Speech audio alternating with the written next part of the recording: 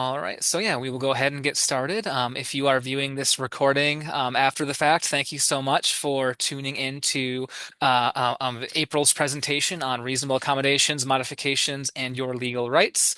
It is not currently April because our last webinar has some connectivity issues, so we are recording this now for everybody who registered. So if you did receive a invite to this presentation, but we're not able to make it, you will be sent a link to this recording, which will be uploaded to YouTube very soon. And hopefully, yeah, folks in the future can find this on YouTube and watch it as well. So yeah, for now, I will turn it over to today's presenter, Rachel Funk, one of the lead elder law attorneys here at Smurls. Rachel, if you want to go ahead and take it away. Great. Thank you, Isaiah. And thank you to everybody who is watching this recording. Today, we're going to be talking about reasonable accommodations, reasonable modifications, and your legal rights as a tenant or resident of an assisted living facility. Um, we are going to, for our agenda today, we're going to talk a little bit about background information on Southern Minnesota Regional Legal Services, our organization. We're going to talk about the intake process for our organization in case you do need to reach out to us for legal assistance or advice. And then we're going to go into reasonable accommodations and reasonable modifications. So we'll talk through some key definitions for those two concepts.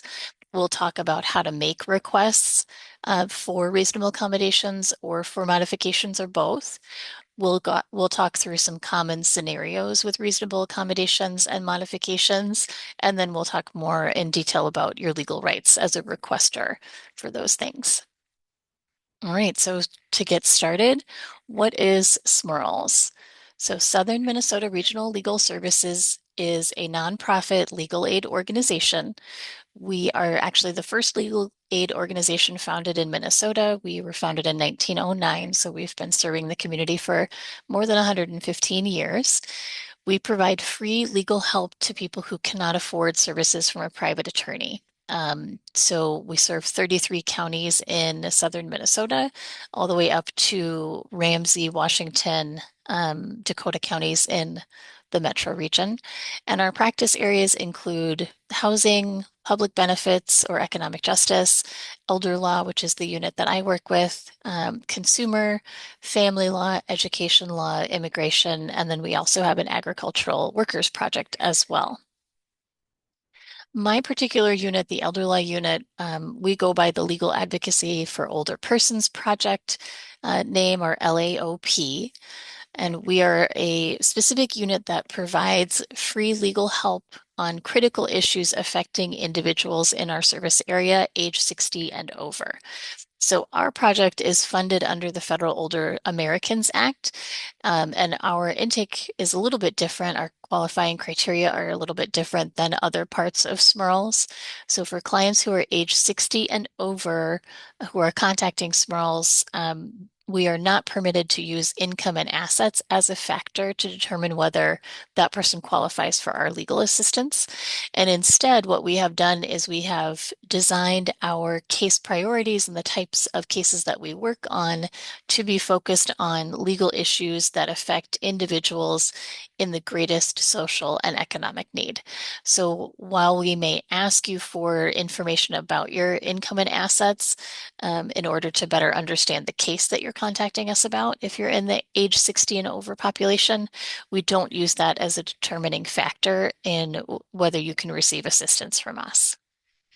Legal issues that we frequently address in our unit, LAOP, issues like eviction from either a subsidized apartment or sometimes a non-subsidized apartment, nursing home discharge cases we frequently work on, assisted living contract termination cases as well. We frequently work on termination or reduction of medical assistance waivered care services from an assessment or from a change from the county. We also work on issues related to appeals of public benefit denials, reductions, or terminations. So things maybe like a SNAP reduction or termination we may work on, medical assistance termination we may work on as well. We also work on issues related to elder abuse and exploitation. There are a lot of different legal remedies for elder abuse and exploitation, and so we do explore those with folks who call us with those issues. We also work in fair housing, reasonable accommodations requests, and that's what today's presentation is about. And we provide advice or referrals on other legal issues that people contact us about. We have a number of different offices in our region. So I'm located in our central office in downtown St. Paul. We have offices in St. Paul and Moorhead for our agricultural workers project. We also have offices in Rochester, Albert Lee, Mankato, Winona, and Worthington, so that we can have that in-person presence in throughout our service area.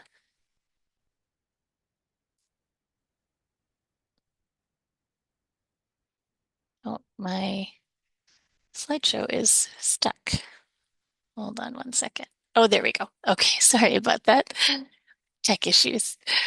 So we have we participate in the Minnesota Coordinated Legal Services Intake. So what that means is that statewide there's one phone number to contact legal services, and you get automatically routed to the right legal services for your region. So you don't need to know that SMERLS is the legal aid for your region. You just call the main number, and I'll give that to you in a little bit. Our intake process is a little bit of a tiered system. So when you initially reach out to the phone number, you speak to an intake worker who screens you for eligibility. So that intake worker is not an attorney, and instead they collect basic information to determine if you're eligible for our services. And that basic information is things like your name, so we can do a conflict search to make sure that it's not a conflict for us to work with you, your date of birth, your telephone number, your address, your immigration status, because our funders do require us to confirm that, and a basic description of your legal problem so that we can understand what it is that you're contacting us about. It's not a requirement that you know exactly what your legal issue is. Of course, they're very complex, and that's part of the reason you're reaching out to legal aid to understand it better. But basically, just kind of a very high level understanding of the problem that you're facing while you're reaching out to us. Tips for contacting our office. Um, we do need to speak with the person who is needing the legal assistance or their authorized representative directly. So if you do have power of attorney for someone and you're reaching out on behalf of that person, we will ask you at intake to provide us with a copy of that document, and that just protects confidentiality for that person, makes sure that you have the authority that you're telling us you have so that we can maintain that professional contact with the person. We do provide interpreters and we accommodate disabilities at no cost to the client, so you don't need to find somebody to help you interpret to be able to reach out to us. We will use a phone interpreter, or we also have a lot of staff that speak different languages, so we may have a staff person who speaks your preferred language do your intake. It's helpful if you have your court papers or other important documents when you contact us. If you don't have them, that's okay. You don't need to wait to contact us. Just it can be helpful to kind of gather them together when you make the call. And then it's also really helpful if there is an opposing party in your legal matter you're contacting us about. We will need to know that person's information, their name at least, again, so we can screen for conflicts. Okay. So to contact our intake, we have a phone number that you can reach. Again, that's the statewide number. It's 877-696-6529 or 877-MY-MN-LAW. That line is staffed from 9 a.m. to 3 p.m. Monday through Friday, excluding holidays. You can also submit intakes, through our website. We've got our website listed here. You can go to how we can help and submit an intake through there. Our intake's not available on weekends or holidays by phone, but you can submit an online intake and then we will reach back out to you during the business week. And you can also visit lawhelpmn.org for additional free legal information on a wide variety of topics. So that's another way you can access some resources if it's the evening or the weekend hours. Okay. So that's the background on SMERLS and how to reach out to us and how to contact intake if you need legal assistance and you want to be screened for our services. So the next we'll talk about the subject of today's presentation, which is reasonable accommodations, reasonable modifications, and your rights related to those things. So reasonable accommodations is defined as a change to a rule, policy, or practice that is necessary to allow a person with a disability to use and enjoy their home to the same degree as someone who does not have a disability. And again, this is in the context of housing, either in an apartment or another rental location. There are lots of other contexts where reasonable accommodations may apply that I'm not going to be talking about here, like employment, things like that. So this is limited to housing. I've bolded some of these words here because we're going to talk in a little bit more detail about what those things actually mean, and also to kind of highlight that these are some of the differences between reasonable accommodations and reasonable modifications. So again, reasonable accommodations is a change to a rule, policy, or practice. And then reasonable modifications is a physical alteration to an environment that's necessary to allow a person with a disability to use and enjoy their home to the same degree as someone who does not have a disability. So reasonable accommodations and reasonable modifications, I think, are often confused for each other, which is natural. They're both very similar words, but they are quite different in concepts. So a accommodation is a change to a rule or policy. A modification is a physical change to the environment. And that's the big difference there. And your rights related to each of them are actually different. There are some definitions that, of course, are similar for both concepts, though. So, person with a disability, what does that mean? A person with a disability is defined in the law as someone with a physical or mental impairment, so a medical condition either that affects their physical or their mental well-being, that substantially limits one or more major life activities. And so substantially limits is a little bit of a gray area, right? That can mean different things to different people, but it's more than just a minimal limitation. It's something that does affect the person's major life activities, things like movement, caring for yourself, sleeping, those major life activities. So any kind of physical or mental impairment that substantially limits one or more major life activities, or a person with a disability is also defined in the law as someone who is believed to have a physical or mental impairment that substantially limits one or more life activities. So even if that person doesn't specifically have that diagnosis, if they're viewed as someone who has that by the property management or by the landlord involved, that can also qualify them as a person with a disability or an individual with the history of a physical or mental impairment that substantially limits one or more major life activities. So as I mentioned before, um, a the a reasonable accommodation or a reasonable modification has to be, again, reasonable, right? So what is reasonable? And reasonable is another one of those um, kind of grayer areas, and it really depends on the circumstances. So, in the context of reasonable accommodations and reasonable modifications, a change that is not necessary is not going to be reasonable. So, a change to the environment, a modification, or a change to a rule, an accommodation that is not necessary for the disability is not going to be reasonable. Also, a change that imposes an undue burden on a landlord is not going to be reasonable.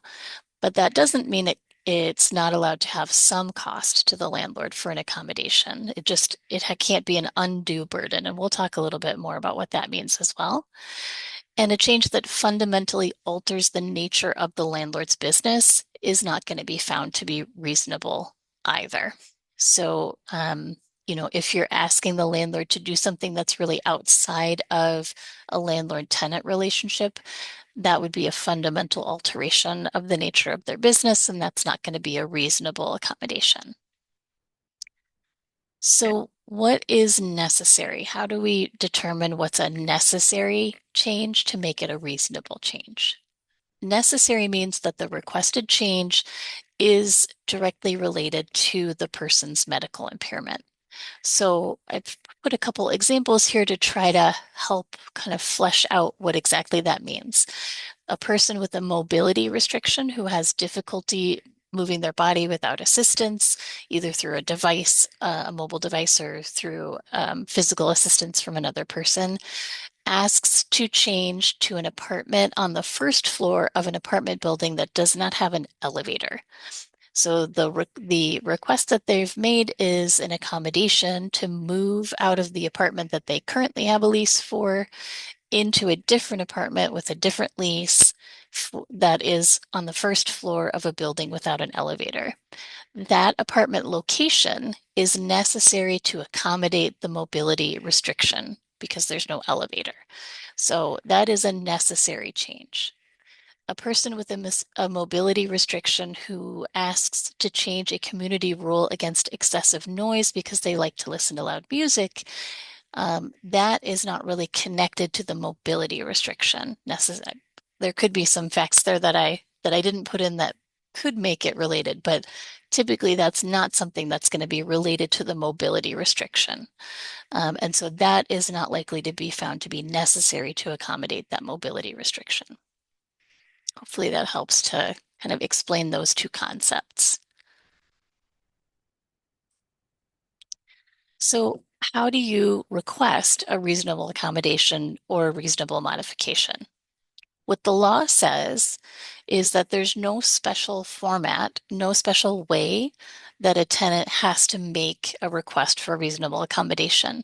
So the request can be verbal, it can just be stated from the tenant to the landlord, or it can be a written request. And the tenant does not have to say, magic words like reasonable accommodations or reasonable modification. Any kind of communication to the landlord that indicates that the person has a disability that they're asking for a change to accommodate, that's enough. You don't have to say, and this is a reasonable accommodation request. Best practice, what we recommend is to make a request in writing so that you have the proof of when you submitted that request and who you gave it to. It's also a really good idea to include in your written request that you are requesting a reasonable accommodation or a reasonable modification for your medical condition. So like I said, the law does not say that that's required. This is just our recommendation as the best practice to make sure that it's clear what it is that you're asking for. And then always keep a copy of yourself. Anything that you do in writing that you submit to someone else or give to someone else, keep a copy of that document for yourself so that and keep it in a safe location so that you have your record of what you did in the situation. So let's say you have made a request. You've told your landlord, I have a disability, and to accommodate the disability, I need a change to one of your policies. What is it that the landlord can ask you for to prove that to prove that you need that accommodation? What the law says is that if the medical condition and the need for an accommodation or modification is obvious to the landlord or is known to the landlord already knows about it, then the landlord cannot ask for medical proof.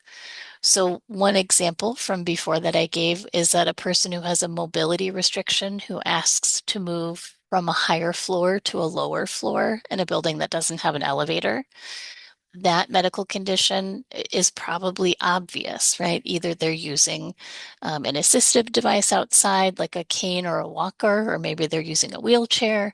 And so it's obvious that that person has a medical condition that affects their mobility, and the need for them to move down from a walk-up apartment is obvious as well. Or if the condition has previously been disclosed to the landlord, in an earlier accommodation request or something like that, then the landlord is not able to ask for additional medical proof unless there's some reason to think that there would be a change that needed to be documented. On the other hand, if the medical condition or the need for the accommodation or modification is not obvious, the landlord can request documentation, but they can only request what is necessary to show that the request is necessary because of a disability.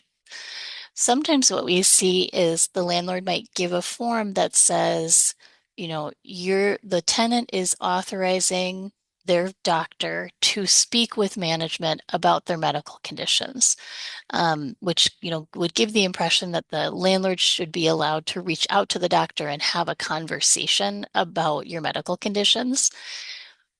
I would say in most circumstances that that is beyond what the landlord can request, and that the tenant should be permitted instead to get something from their physician that explains, in very kind of um, normal, not, that's the wrong word. That's not the word I'm looking for. Kind of basic information to say, what is the medical impairment? How is it, how are the rules affecting that medical impairment? And what is the change that is required to allow that individual to enjoy their home to the same extent as somebody um, without that medical condition? So it does not need to be a long extended conversation between the landlord and the doctor, and instead it should just be a confirmation that there is the medical condition if it's not obvious, and how that medical condition or how the rule affects that medical condition such that this particular accommodation that's being requested is necessary. What if there's a cost associated with the change that you're requesting? So if there is a reasonable accommodation that you're requesting, if there's a cost for that, what happens? The law says that a landlord cannot charge a tenant an extra fee in exchange for an accommodation. So that means, if you have something, we'll get into it a little bit more in the common scenarios, but, if there is, well, I'll go back to the original example. So let's say that you are requesting an accommodation to move from that higher floor to the lower floor, and maybe typically there's a lease break fee. The accommodation you're requesting would be not to pay that lease break fee so that you can move below, because that is to accommodate your disability. Or if you have an emotional support animal, the landlord is not permitted to charge a pet fee for that animal as long as you have provided the documentation that you do require an emotional support animal. However, having said that, they're not able to put that cost onto the tenant. But if there is an undue cost to the landlord, a too high of a cost to the landlord, that can make the request unreasonable. So, for example, if you're requesting not to move to a lower floor, but if you're requesting as an accommodation that the landlord install an elevator, that is most likely going to be so costly that that request would be considered unreasonable if you're making it. For a reasonable modification, the rules are different. For a modification, the tenant might have to pay for the change being made to the physical environment. The landlord can make the decision that they want to pay for it. If the landlord pays for it, then the modification stays with the apartment. If the tenant pays for it, then the tenant would remove that and restore the apartment to its previous condition if they move out. Um, there's an exception for that for landlords who receive federal subsidies like Section 8. They do have to pay for modifications, but again, the modification has to be reasonable in that circumstance. And if the expense is too high, then it may be that that modification would be unreasonable. So these concepts, I think, can be kind of difficult to understand without grounding them in a scenario. So let's talk through some common scenarios that we see here at Legal Services for reasonable accommodations and reasonable modifications, and kind of hopefully that helps understand how these things work. So the first example that I want to talk about, or common scenarios, is an emotional support animal. Um, it's important to know that an emotional support animal is not the same as a service animal. A service animal is defined as a dog that has received training to be a service animal, or a horse. There are some horses that are considered service animal. Emotional support animal is different. It is it's any type of an animal that helps to either alert about a medical event or improves symptoms of a disability. So that can be any kind of animal as long as that is the animal that the person requires to improve the symptoms of their disability. An emotional support animal, or ESA, is not a pet. So as I mentioned before, if you have an ESA and you've provided the documentation of the need and the animal is with you, then the landlord is not permitted to charge a pet fee or a pet rent or a pet deposit. So they're not able to charge pet fees because the ESA is not a pet. It is essentially a medical device. Health and safety rules do still apply. So um, a lot of times where we see that come into play is if there is an emotional support animal that does its business outside on the lawn, the tenant is still responsible to clean up after their animal. Or if you have a cat, it's still your responsibility to clean up in the litter box in the apartment. That's not something that the landlord can excuse. So health and safety rules are still going to apply when you have an ESA. There's no state registration program for an emotional support animal or ESA, so it doesn't have to be licensed in any particular way or registered in any particular way.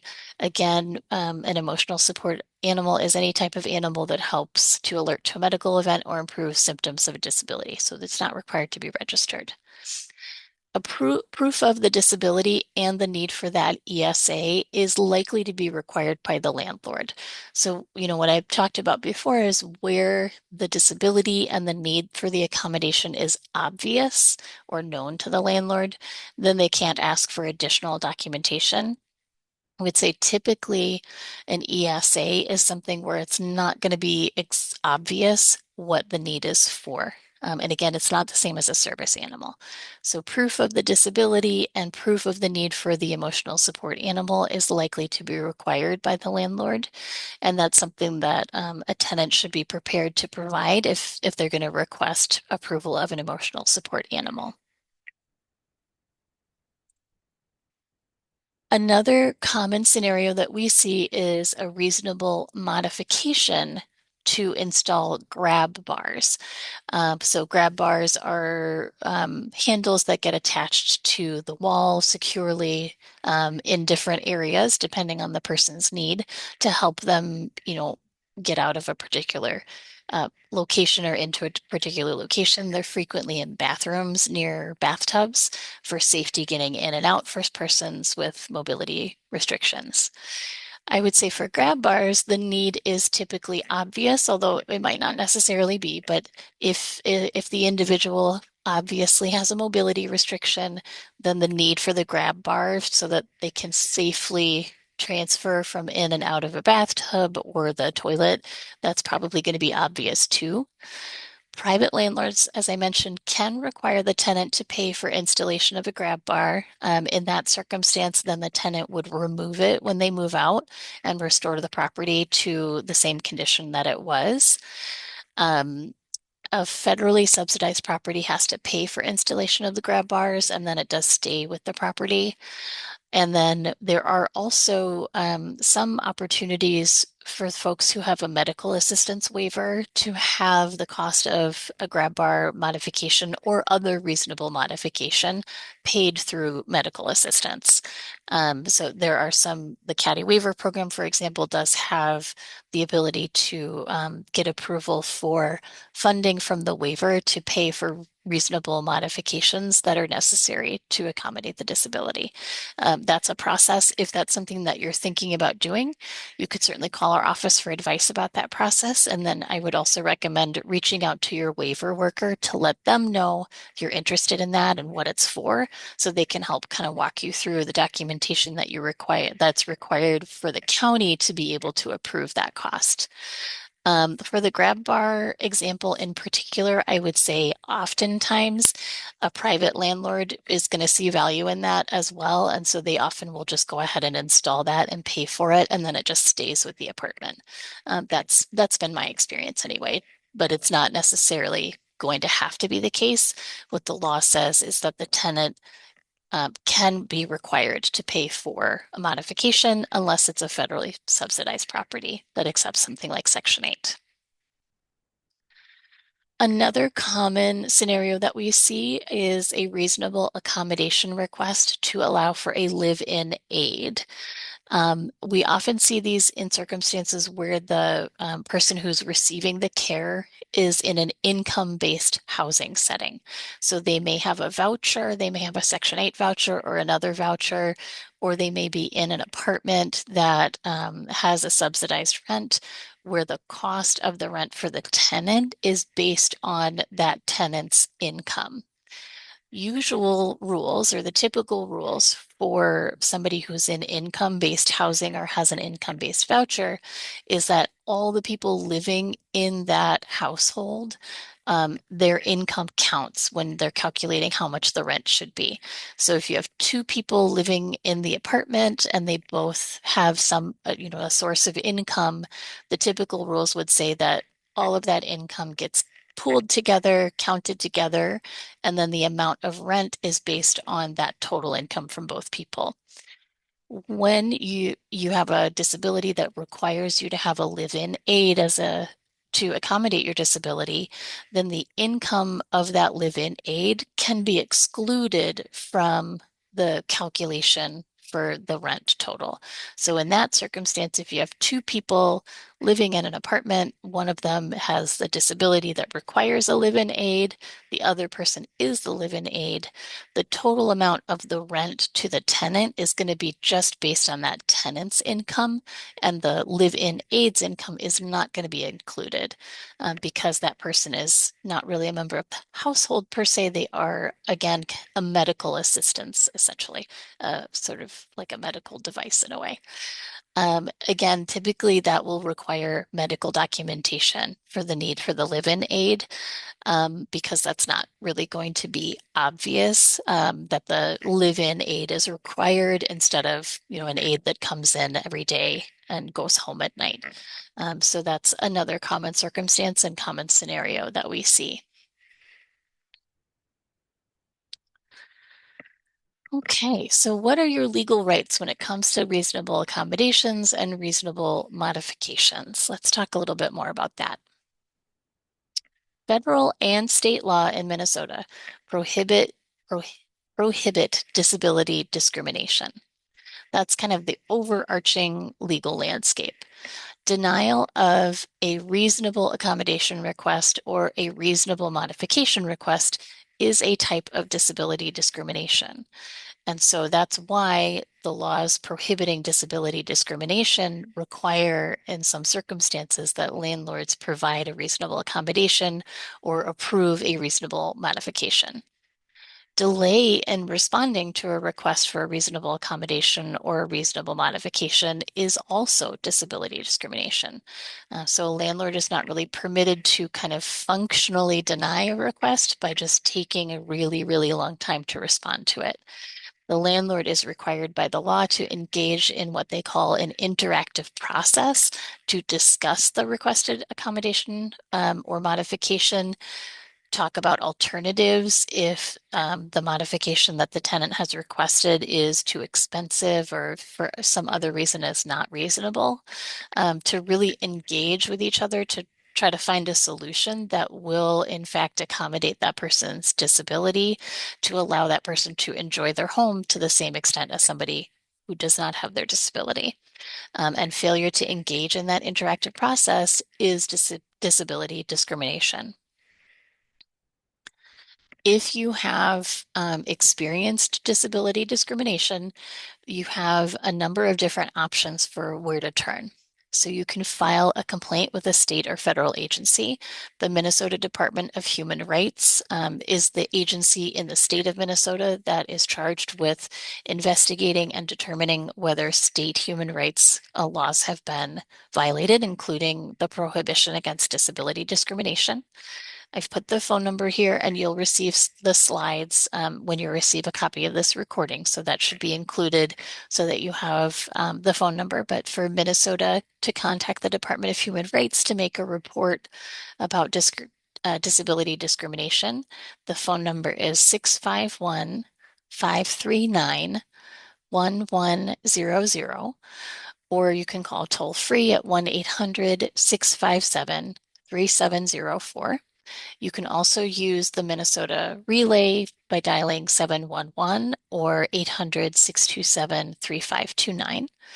There is also a discrimination helpline through the Department of Human Rights, and they can be reached at 1-888-833, 454-0148. I've also put their email address here, and you can also access their website at mn.gov/MDHR, Minnesota Department of Human Rights. The federal government also has an agency that's charged with investigating and potentially taking steps when there's disability discrimination related to housing. That's through the Housing and Urban Development Agency, or HUD. The Minneapolis Field Office for HUD is in downtown Minneapolis, and the phone number to report discrimination to them is 612-370-3000. And then there's a regional office in Chicago for HUD that can be reached at 800-669-9777.